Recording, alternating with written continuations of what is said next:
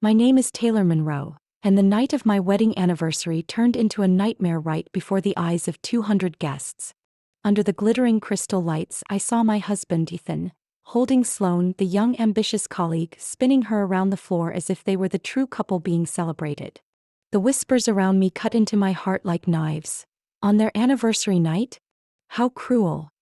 My daughter, Riley, squeezed my hand, her eyes burning with fury. And when Sloane deliberately looked at me, smiled with defiance and mouthed the words, "He's mine," I knew I would not stay silent any longer. Have you ever witnessed the person you trusted most betray you right in front of your eyes? Share your feelings in the comments. Don't forget to hit like and subscribe so we can continue this journey together, where secrets and shocking twists are only just beginning. And if tonight I watched my life shatter in front of so many people, then tomorrow morning I would have to face another truth. Everything that happened did not come in a single moment. It was the result of years I had sacrificed, trusted, and drained my own dreams to lift up a man I thought was my forever love. We met in college. Ethan was then a business student, confident and ambitious. I was a literature major, once dreaming of pursuing a doctorate and becoming a professor. I remember perfectly that autumn evening when he smiled as he sat beside me in the library, tapping his fingers on the wooden table and teasing that I read so much there was no room left in my head for anyone else. I laughed, and from that laugh, a 17-year path began. Ethan had vision, he had the hunger to rise. He often said, "One day I'll build an empire. And you'll be the one beside me, so I'll always remember who I'm doing it for." I believed him. Believed so much that when I was offered a scholarship for a doctorate at a prestigious university, I turned it down. I chose to stay behind to support him. I worked part-time jobs, managed every small detail of our life. Appointments, meals, thank you letters to partners. I turned myself into the solid ground so Ethan could climb the career ladder freely. The house we lived in carried its own story. It was the home I inherited from my great-aunt Marion Whitmore. She had been a tough woman, building a real estate fortune from nothing. When she passed away, she left me not only the house but also a trust attached to it. Her conditions were clear. The property belonged to me, and any money withdrawn from the trust required both my signature and the trustees. "Never let a man, no matter how much he loves you, make you forget your worth," she once warned me. At that time I laughed, thinking she was too rigid. But now those words echoed like a prophecy I had chosen to ignore. Perhaps because Aunt Marion raised me to be cautious, I always made sure to protect Riley, our daughter. When Ethan traveled more often, when he began taking calls outside more frequently, I installed a smart home system to ensure safety. Electronic locks, cameras inside and outside, motion sensors, even microphones to detect strange sounds. I wanted to be certain that even if I wasn't home, Riley would be protected. But in recent months, I began noticing strange things. The system recorded out-of-schedule entries, times when neither Riley nor I were home. I compared the logs and found doors opening at midnight, while Ethan claimed he was on business trips in other states. When I asked him, Ethan brushed it off, saying maybe I remembered wrong or that the system was faulty.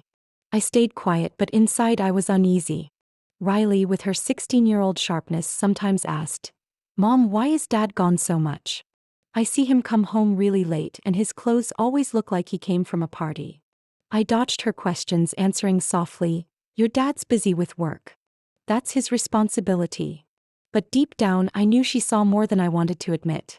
Then something else raised my suspicion even more. Ethan began talking about a big investment project, emphasizing that it was a golden opportunity to make his mark at Caldwell Pierce. One evening as I prepared dinner, he came into the kitchen, placed his hand on my shoulder and spoke in a commanding tone. "Taylor, you only need to do one thing. Temporarily open financial access for me. One signature so I can quickly pull from the Whitmore Trust to close this project. Once it succeeds, we'll all benefit." I froze, the knife on the cutting board clattering. "Ethan, you know the conditions of the trust. There's no such thing as easy withdrawals. And more importantly, that money is for our daughter's future." His face hardened, irritation flashing across his expression. "You're always so rigid. I'm your husband. I'm doing this for the family. Don't you trust me?" "Because I trust you, I've given up so much for 17 years. But this, I can't." From that day on, Ethan turned cold. He traveled more, spoke less when home, sometimes even turned his phone off all night. I started asking myself, Was this project just an excuse? I looked deeper. And in the financial logs I was allowed to access, I found unusual transfers. Payments to unknown small companies with no clear operations. They looked like shadow accounts under shell corporations. I didn't yet have proof, but my instincts told me I was stepping into something bigger than betrayal. This could be financial fraud, even corruption. And if I didn't act quickly, not only my family but Riley too could be dragged into it. That night, after Riley had fallen asleep, I sat alone in the living room, the desk lamp casting light over the files. My heart raced but my mind was strangely clear. I picked up my phone, scrolling to a name I'd heard of for years in friends' conversations. Nadia Brooks. A divorce lawyer known for her cold precision and lightning-fast cases. The phone rang once before being picked up. Nadia Brooks. Who's calling at this hour? I took a deep breath. This is Taylor Monroe. Need to see you. As soon as possible. There was a short pause, then her voice, calm but firm. If you're calling me near midnight, it means you've decided. Yes. I want to meet you in the morning. 7 a.m. My office. Don't be late. And bring everything you have. I hung up, my hands still shaking, but inside I felt a clarity I'd never known. The years of silence, patience, sacrifice, they had reached their end. Ethan thought I would always be the quiet wife standing in his shadow. But this time I would rise not only for myself. I would rise for Riley, for our home, and for Aunt Marion's promise that I must always remember my worth. I stood in the dark living room, the lamp shining down on the pile of documents I had gathered. Midnight had passed. The spacious house, once a place I believed to be a home, now felt like walls closing in, every corner filled with memories that cut like glass. I knew if I stayed one more night I'd only weaken myself. And Riley did not deserve to watch her mother trapped inside this house like in a cage. I climbed the stairs and opened my daughter's door. Riley stayed still on the bed, fingers wrapped around her notebook. She looked up when she saw me, her eyes red but burning with resolve. Mom, are we really leaving? Yes. Tonight. We'll take what matters most. The rest doesn't matter anymore. We began packing. Not suitcases full of clothes, shoes, or decorations. I chose only what could not be replaced. Legal papers, family photos, a few pieces of jewelry Aunt Marion left behind, and keepsakes tied to Riley's childhood. Each item felt like it carried a piece of our lives, making my hands tremble, but my heart harden with a new layer of armor. While I sorted the papers, Riley moved around her room, gathering photo memories, a few of her favorite books, and the bracelet her best friend had given her. My daughter was far older than her years. When she set the bag on the chair, Riley whispered, I don't want to remember this one day as a scar. I want it to be a beginning. I looked at my daughter, feeling both pain and pride. She was learning how to stand up at the same time as I was. My car was parked right in the garage. We loaded the bags, step by step, as if leaving a house already half on fire. I opened the app on my phone and switched the smart home system into guest mode. The front door locked automatically, the entry codes disabled for everyone but me. From now on, Ethan no longer had the privilege of stepping through that doorway as if it belonged to him. Riley sat in the passenger seat, fastening her seatbelt. I caught her gaze in the rearview mirror, calm yet tired. Are you okay? I asked. I'm better knowing you've made your decision. We drove through the night to a hotel downtown. I chose a simple but secure suite with keycard-controlled elevators and a 24-hour front desk. When the door closed behind us, I heard Riley let out a sigh as if her whole body had been released. She collapsed onto the bed, pulled the blanket up, and within moments her steady breathing filled the room. I opened my laptop. Nadia had messaged, prepared the petition for asset protection. Filing at 8 a.m. I'll handle the rest. I read every word, feeling both relief and tension. Another message came from the bank confirming all living expenses had been transferred into my personal account, in line with the Whitmore Trust provisions. The joint account was frozen right after. Ethan would discover it, but it was already too late. Not stopping there, I made a video call to Jessalyn. The familiar face from college appeared, hair tied up, a screen full of code behind her. You're calling at this hour. Means it's something big, right? Jessa squinted. Big enough that I need you to back up the entire smart home log tonight. I don't trust Ethan to leave it alone. All right, give me access. I sent her the security code. Within minutes, Jess's fingers flew over the keys, the sound rapid and relentless. Taylor, there are lots of strange logs. One entry shows the door opening at 1 a.m. That's a time you and Riley were definitely not home. I bit my lip, stomach twisting. I know. Save every copy as detailed as possible. Done. I'm also mapping the money flow from Ethan's company accounts. A few destinations look odd, shell companies with fake-sounding names. Want me to send you a preliminary report? Keep it for now. I'll need a printout for the lawyer in the morning. I shut the laptop, leaned back in the chair. The city outside still blazed like daylight, but for me, tonight marked a turning point. I had cut the rope that bound me for years, even knowing the battle ahead would be long. Around 4 a.m., just as I dozed off on the sofa, my phone buzzed. A message from an unknown number. My heart clenched the moment I read it. Stop digging. You won't like what you find. Attached was a photo. I nearly dropped the phone when I saw it. Riley in her sea blue jacket, walking into the hotel lobby where we were staying only hours earlier. The picture was grainy, taken from a hidden corner, but clear enough to recognize her. I gripped the phone, feeling blood freeze in my veins. Someone was watching us. Not just me, my daughter. I immediately locked the door, checked the peephole and doorbell. Riley still slept peacefully, unaware. I understood now. This wasn't a broken marriage. This was war. And someone was willing to drag Riley into it to threaten me. The next morning, I hadn't finished my coffee when the hotel room TV clicked on to a local talk show. Ethan's face appeared, polished in a dark suit, eyes carrying a carefully staged sadness. The host leaned toward him, gentle voice. There are many rumors about what happened at your anniversary party. Do you want to explain to our viewers? Ethan sighed as if carrying an enormous injustice. It's all been exaggerated. It was just a dance. Sloan and I are colleagues, nothing more. Taylor, she misunderstood. She overreacted, and now, instead of talking, she's freezing accounts and seizing control of inheritance funds that were always shared assets. I clenched my coffee cup, listening as he painted me into a tyrant. Riley, furious, hurled a pillow onto the floor. Mom, Dad's making you the villain to the whole city. He's lying straight to their faces. I placed my hand on her shoulder, steadying us both. On screen, Ethan continued, I love this family. But Taylor, she always controls everything. Money, the house, everything's in her name. I only wanted a chance to prove myself at work, but she didn't trust me. Now she's making up stories just to humiliate me. The host nodded along, feigning sympathy. I switched the TV off. The room went still. Riley turned to me, her eyes clouded with worry. Mom, people out there are going to believe him. He talks like you're the one destroying the family. I breathed deeply, mind racing. Ethan knew how to manipulate public opinion, how to play the victim. I wasn't that woman living muted in someone else's shadow anymore.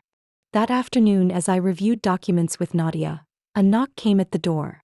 A man in plain clothes, tall frame, sharp but calm eyes.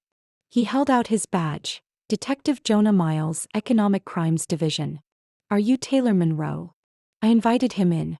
Riley, studying at the table, looked up warily.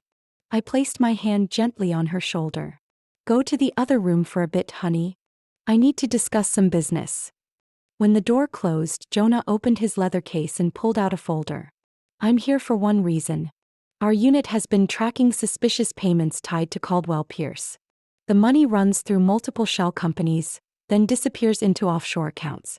The name Ethan Caldwell shows up repeatedly in the records. And what do you need from me? I understand you have a smart home system. I want access to the entry data, logs, anything that can show who used Ethan's security card and when. As specific as possible. I studied him, weighing whether to trust. My voice dropped low. Detective Miles, I'll cooperate.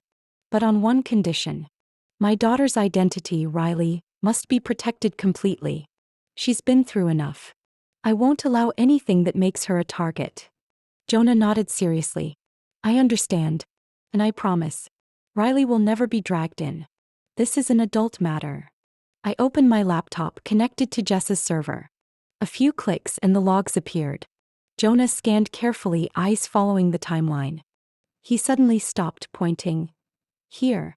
The 12th of last month, 10 a.m. The front door was opened using Ethan Caldwell's card. but company records show he was at a meeting out of state. So who used his card? Jonah enlarged the attached camera image. Blurry but clear enough. Sloane Becker entering my house with Ethan's card carrying a file bag. In that moment I felt blood rush backward through my veins. Not only betrayal, not only lies, but she had stepped boldly into my private space with my daughter, as if declaring her power. Jonah closed the laptop, his gaze sharp. This is the link we needed. If Sloane used Ethan's card multiple times, it means he enabled her. And if the files she carried out connect to the Sawyer waterfront project, we can expand the investigation to public fund fraud. The image of Riley at the hotel sent with last night's anonymous threat flashed back in my mind. They could watch, they could intimidate. But now I had a weapon too. Detective Miles, I said slowly, I'll hand over all the data. But in return, I want absolute assurance that Riley will never appear in any file or courtroom. Promise me that. I promise. And I'll personally oversee that. I exhaled as if setting another piece on a burning chessboard. Ethan might play the victim on TV, but the truth couldn't stay hidden forever. And this time I wasn't alone. I had Riley, Nadia, Jessa, and now Detective Jonah Miles. This was no longer about a broken marriage. It had become a public battle where every move was scrutinized, but also a chance to tip the balance. Ethan would face a woman determined to protect her family and expose the truth.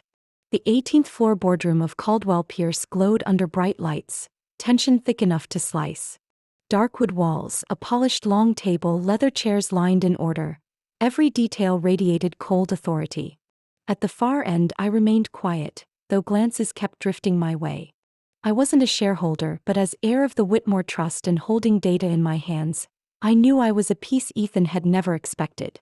Zach Pierce, co-founder of the company, stepped to the head of the table. Salt and pepper hair, calm voice, but each word deliberate. He opened the internal audit slides, the projector casting sharp light across the room. We have a serious problem, Zach said, eyes scanning the row where Ethan and Sloane Saturday. A large sum was recorded as strategic consulting fees, nearly $2 million, funneled into a company called Beacon North LLC. Murmurs rose instantly. I saw Ethan's jaw tighten, Sloane forcing a thin smile though her hand trembled. Zach clicked to the next slide. Our preliminary investigation shows Beacon North has no office, no staff. It's a shell. And from Beacon North, vague expenses appear. Image marketing, equipment maintenance. Those funds traced back to a personal account tied to Sloane Becker. Sloane's face changed color. Keyboard clicks sounded from the front. Jessa Lynn, whom I had asked to join remotely through a secure connection. A money map appeared on the screen. Red arrows ran from Caldwell Pierce to Beacon North, then branched into many small lines, finally stopping at accounts under Sloane's name. The numbers danced, bare and undeniable. My voice calm but carrying through the room. This isn't all. I pressed a button on the remote. The screen immediately showed footage from my doorbell camera. The image was perfectly clear.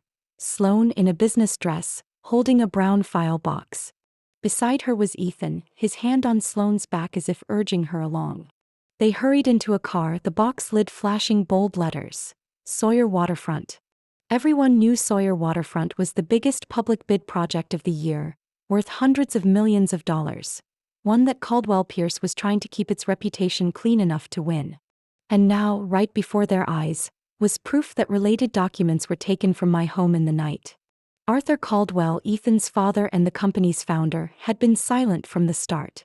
He rose slowly. His voice was hoarse but struck like a gavel. If what we saw is true, then Ethan Caldwell's shares in Caldwell Pierce will be frozen until the court rules. A few elderly shareholders near one another nodded in agreement. This blow didn't just stop Ethan. It protected the company's reputation from collapsing with him. Sloane went pale, her lips trembling. This is a misunderstanding. I was only following orders. I don't know anything about Beacon North. Zach cut in cold. Your signature is on the transfer documents. And this video, how do you explain that? Sloane looked around for a saving hand, but Ethan stayed silent, sweat beading on his forehead. He didn't stand up for her. No one in that room wanted to share her burden. The company's PR team sat in the back row, faces drained of color. One of them bowed his head and whispered, "If the press gets this, we're a cover story by the end of the week." Ethan avoided my eyes, typing under the table. Moments later, my phone buzzed in my pocket. I glanced at the screen and saw a short message. "Meet privately." "It's about Riley." My chest tightened. Logic warned me not to fall into his emotional trap, but a mother's heart blared its alarm. Why bring up Riley now? Was there something more dangerous than all the numbers and evidence laid out on the table? I clenched the phone in my hand. The battle in the boardroom had reached its peak, but I knew the real fight lay beyond that door. And this time, Ethan wasn't using reputation or money to threaten me. He had aimed at the one thing that could make me waver: my daughter. I chose a small cafe on the riverfront corner to meet Ethan. It was quiet enough to talk but crowded enough to keep him from pulling anything sudden. I arrived 10 minutes early and took a table by the window. The phone in my bag was already set to record. In this state, only one party's consent is required. I knew the law, and this time I wouldn't let him take the upper hand. Ethan showed up, suit wrinkled, tie loose. He sat across from me, a new cologne overpowering the smell of roasted coffee. He tried to look composed, but his eyes darted. "Thanks for coming," Ethan began, half pleading, half commanding. "I think it's time we stop this war. For Riley." I stayed silent, letting him go on. "The deal is simple. You agree to a no-fault property split, and I won't file for temporary custody of Riley." "Temporary custody?" Ethan struggled to keep a confident front. "My lawyer says you show signs of emotional instability. At the anniversary party you acted violently. Everyone in the city saw it. I can use that to prove you're not stable, not fit for custody. But I don't want to do that. As long as you cooperate." I felt blood pound at my temples, but my voice stayed even. "You plan to turn the slap I gave your mistress into evidence of psychological instability? Taylor, be realistic. The court will look at the images. That video is spreading. A mother losing control in public. It's not a good look." I lowered my head to sip coffee, hiding a bitter smile. Every word he said was being recorded. "If you sign, I'll keep things smooth. You and Riley can live in peace.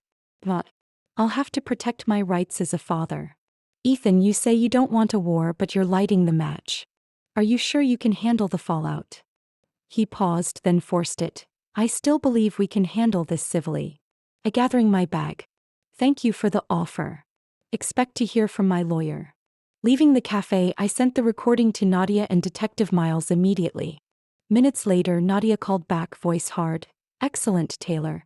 This proves he's trying to use your daughter as a bargaining chip. A judge won't let that slide." Before I could answer, Detective Miles called. "I just received the recording. But you need to hear this."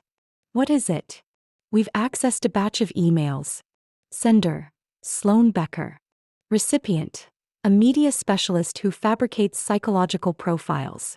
The request is to produce a report showing you mentally unstable. And guess who paid? Beacon North." "Exactly. All transfers from that shell company. They're building a smear campaign to support a custody case for Riley. This wasn't just about money. Not just betrayal. They had prepared to take the only thing that made me fight to the end: my daughter." That evening, Riley came home from debate practice. She dropped her bag on the couch, face glowing. "Mom, I got selected for the state finals." I smiled and hugged her tight. But the joy quickly gave way to worry when Riley held out her phone. "But I got this message." On the screen was an anonymous DM. "Watch yourself after the debate." My stomach twisted. My hands tightened until they shook. Riley tried to act calm, but fear flickered in her eyes. "Mom, are they targeting me?" I pulled her down to sit, looking straight into her eyes. "You did nothing wrong.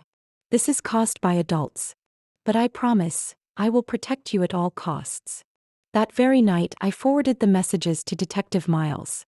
He called back almost immediately. "This is a direct threat. I'm seeking an emergency protective order for Riley. From now on, she'll have police supervision at all public events." Riley overheard, eyes brimming. "Mom, I don't want to be a burden to you." I held her close, voice choked but firm. "You're not a burden. You're the only reason I'm still standing." That night, I sat by Riley's bed until she fell asleep. Outside, the schemes kept weaving their net. Anyone who wanted to lay a hand on my daughter would have to get past me first. I returned to the old house on a foggy morning, the first time since I left. The iron gate still held a crooked for sale sign, but I wasn't alone this time. 2 officers came with me, carrying a court order to seize evidence related to the Caldwell-Pierce investigation. I unlocked the door with the changed admin code, the dry, tick, sounding sharp. Inside, everything felt empty and cold, like a shell without a soul. But I knew there were things behind these walls they hadn't erased. One officer nodded. "Mrs. Monroe, please show us the place." I led them to the second-floor study. On the wall, a large oil painting of the Hudson River still hung straight. I slid it aside, revealing a small safe Aunt Marian had told me to use only when truly necessary. I entered the code, my hand trembling slightly. A crisp click. The door swung open. Inside wasn't cash as I'd once imagined. Instead, a thick stack of documents and a silver USB. I handed them to the officer and signed the receipt. But when I glanced at the top page, I couldn't stop a sharp intake of breath. A side contract between Caldwell-Pierce and Beacon North. The consulting amounts were itemized, numbers matching Zach Pierce's report. I kept the USB for Jessa to examine. Back at the hotel, I video called her. Her face brightened in the screen's glow, and she immediately plugged the USB in. Lines of code streamed by. "Oh my God, Taylor, this isn't contracts," Jessa said urgently. "This is the access permissions table for your home system." I frowned. "What do you mean?" "Look here." She zoomed in on a chart. The system's admin account had an anonymous login. They tried to delete the camera logs, especially on the days Sloan showed up. I felt a chill run down my spine. "Ethan." Jessa shook her head. "No. The IP trail leads to Sloan's office at Caldwell-Pierce. She's the one who manipulated the system remotely. Ethan may be involved, but he doesn't have the skills to do this." All the pieces began to fit. Sloan wasn't a mistress. She had staged and covered things up, dragging Ethan deeper into a financial pit. "You get it, Taylor?" Jessa went on. "Sloan built the Beacon North trap and pushed Ethan to sign. He thought he was benefiting, but the legal liability is falling entirely on him. When the Sawyer waterfront project blows up, Ethan will be the one on the hook. And Sloan? She has a clean exit route." I closed my eyes, feeling my heartbeat pound. Ethan had betrayed me, yes. But he was also a pawn in Sloan's game. A game that had pulled Riley and me into it. I opened my eyes, my voice firm. If she thinks I'll sit still and watch my daughter get dragged into this, she's badly mistaken. Jessa nodded, fingers flying over the keys. "I'll extract the full logs, including the times Sloan deleted entries. You need a stage big enough to reveal everything." I grabbed my phone and dialed a familiar number.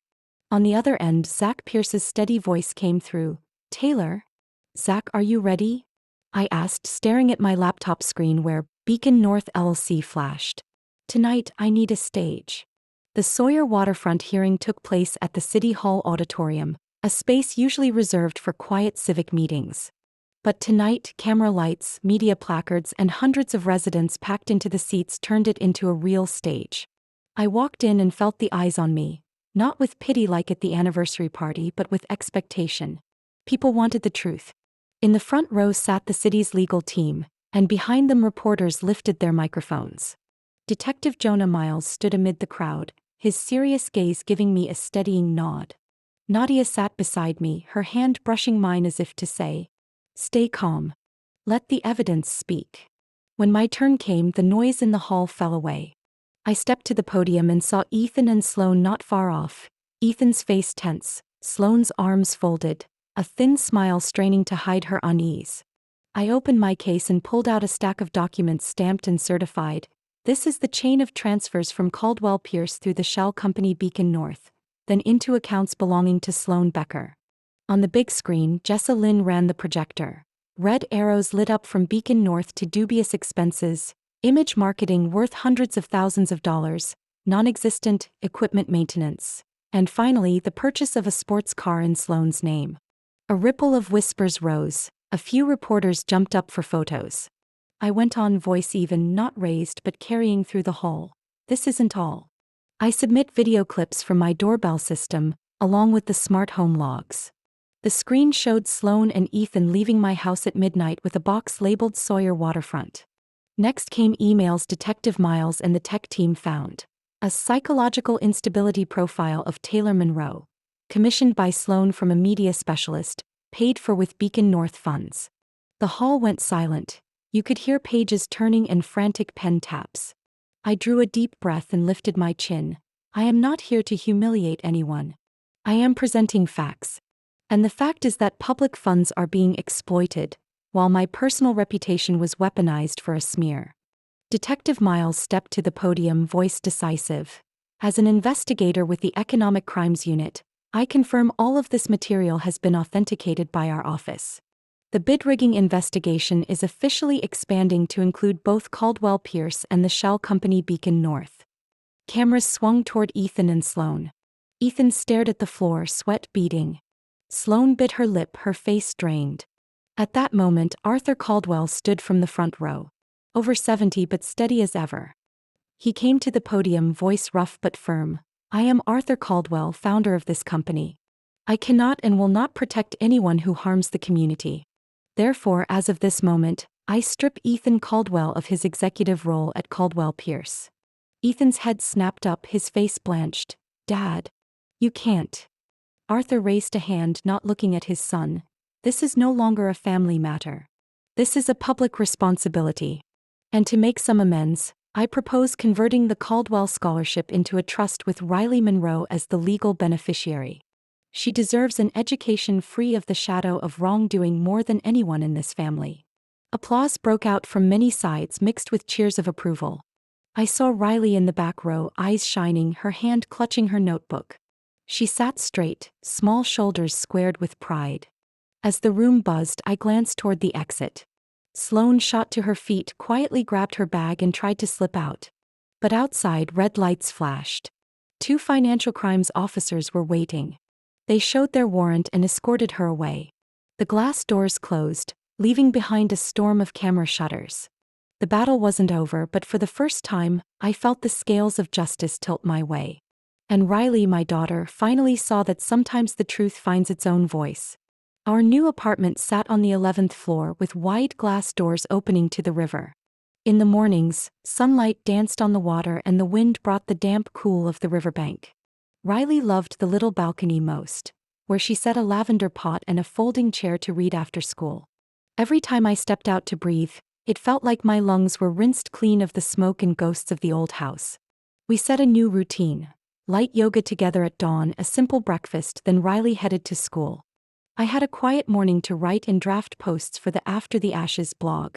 At first it was journal entries to let things out, but soon hundreds of women wrote in, sharing stories of betrayal and loss, asking for understanding. I decided to turn it into something tangible. At the Community Arts Center, the same place where I had been publicly humiliated, I held the first workshop. I still remember walking into that room. Warm yellow lights, rows of worn plastic chairs, the familiar wood floor scent. But this time no one looked at me like a failure. Women and a few men sat in a circle. They listened as I told how I stood up after the wreckage. I didn't preach or instruct.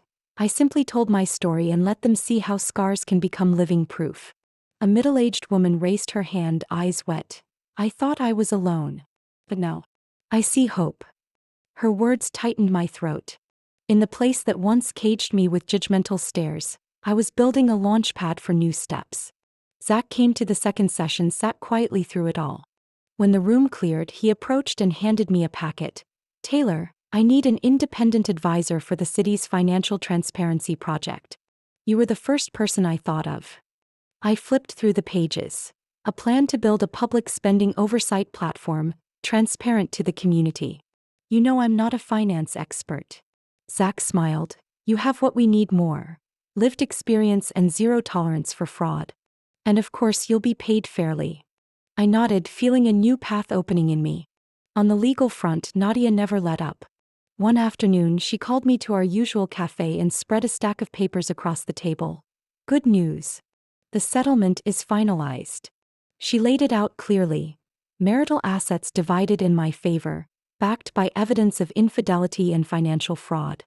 All of Ethan's obligations, from Riley's support to breach of prenup damages, were tied to his misconduct. He couldn't wipe them out with a bankruptcy claim. And Beacon North? I asked.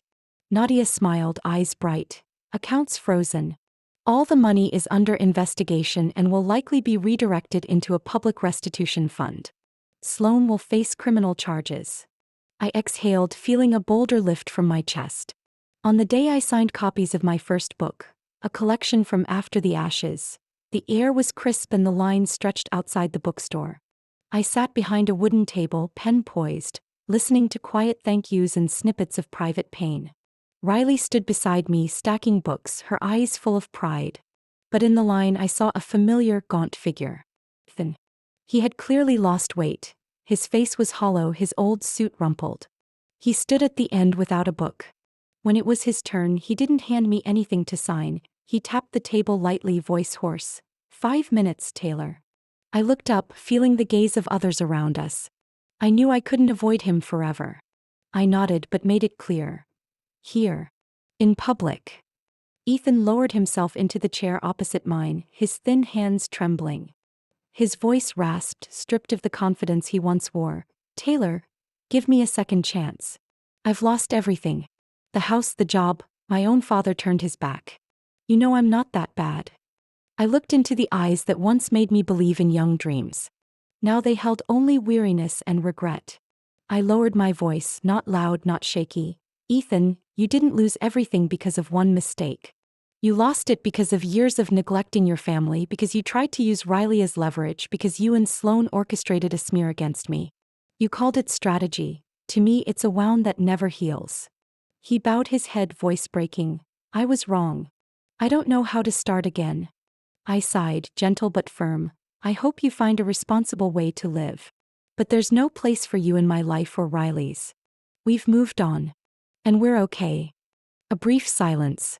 Ethan searched my face for softness, but I had none left to give. When he walked away, my heart was as still as a morning river. The news spread quickly. Sloan was officially indicted on multiple counts, from financial fraud to falsifying reports. The investigation widened, exposing the shady bidding network she'd been part of. Big names emerged one by one. I read the articles without gloating, only feeling the air around me grow cleaner, like the sky after a storm scrubs itself clear. One afternoon, a florist delivered white orchids. In the card, Arthur Caldwell's handwriting. Thank you for saving the family's honor from further ruin. Wishing Riley steady steps. Arthur. I set the bouquet in a vase and thought of the elderly father who chose truth over blood. Some respects need no speech, only action. Riley shone brighter than ever. She made the state debate team, her coach calling her a rare steadiness for a 15-year-old. Watching her on the practice podium, voice clear, arguments sharp, I remembered the nights at our kitchen table when I listened and nudged her through angles. She had turned pain into power. And I knew she wasn't debating to win. She debated to defend what's right, the very thing she had watched me do all these months. On New Year's Eve, we didn't go anywhere. I cooked a pot of hot noodles and sprinkled a little greens on top. The two of us sat on the sofa under a blanket watching an old comedy. Outside the glass doors, fireworks exploded in dazzling color, their light reflecting on the river. Riley rested her head on my shoulder, giggling at the silly scenes. In that moment I needed nothing else. Simple, complete peace. My phone buzzed. A LinkedIn notification. Ethan Caldwell has sent a connection request. I looked at the screen for a few seconds. No bitterness, no concern. I quietly deleted it as if brushing an old layer of dust off a bookshelf. I opened my laptop and finished the last line of my new book draft. A waltz can end midway. It's all right. We can still keep walking to our own rhythm. I typed the period and closed the page. Outside, fireworks echoed across the night sky. Inside, I felt at ease. No more hatred, only a new rhythm of life where Riley and I keep moving forward, confident and free. Every time I close a chapter of life, I realize what matters is not revenge or holding on to wounds, but learning to keep walking to your own rhythm. But what about you? In that situation, would you choose forgiveness or choose decisiveness to protect yourself and those you love? I truly want to hear your thoughts. Please share in the comments below because every story and every perspective has its own value. If you feel this story speaks to you, don't forget to follow the channel so we can continue together into the next stories, where we listen, reflect, and find strength from real experiences of family life. There's much more ahead, and I hope you'll stay to keep discovering with me.